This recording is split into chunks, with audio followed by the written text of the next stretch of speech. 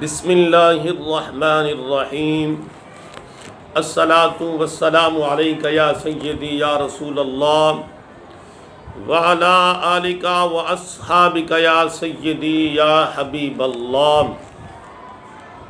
محترم، آپ حضرات کے سامنے جیسا کہ مشکات المصابیح کا درس جاری و ساری ہے، آج آپ حضرات کے سامنے باب الایمان فی القدر فصل اول اس کی پہلی حدیث انشاءاللہ العظیم میں عرض کروں گا۔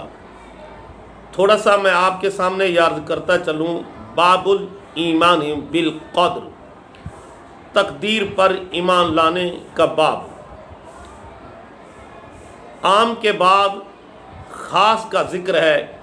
ایمان میں اگرچہ تقدیر بھی آ گئی تھی، لیکن چونکہ مسئلہ تقدیر بہت نازک ہے، اس میں جبریہ اور قدریہ کے بہت اختلافات رہے ہیں۔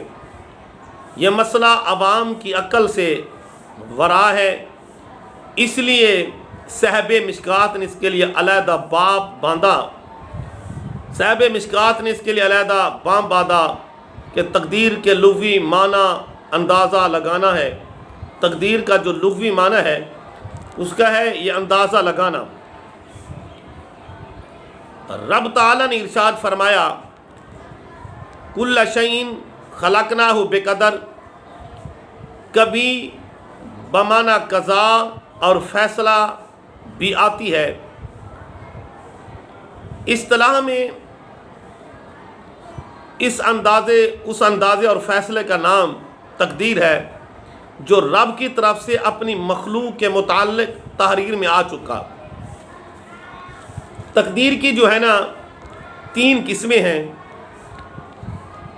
پہلی قسم مبرم، دوسری مشابہ مبرم، تیسری ہے معلق۔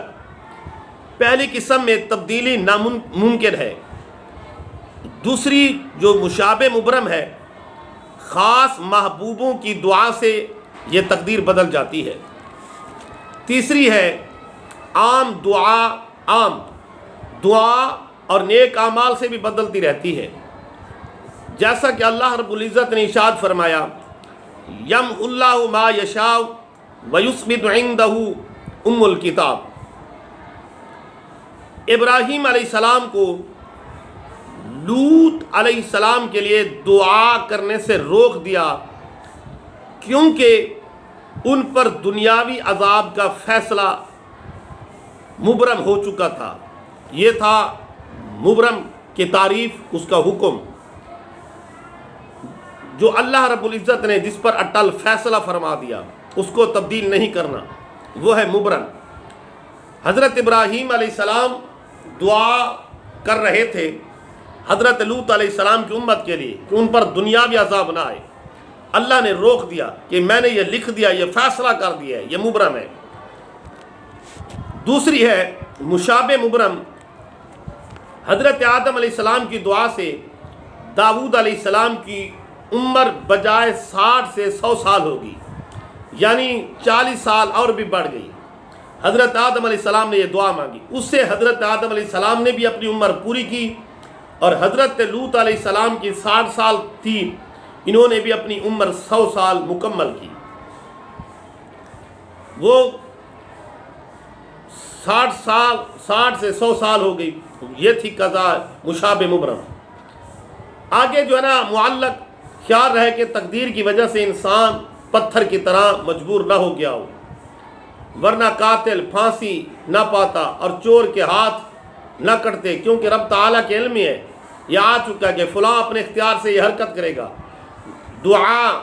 دعائیں اور دوائیں، ہماری تدبیر، اختیارات سب تقدیر میں داخل ہیں۔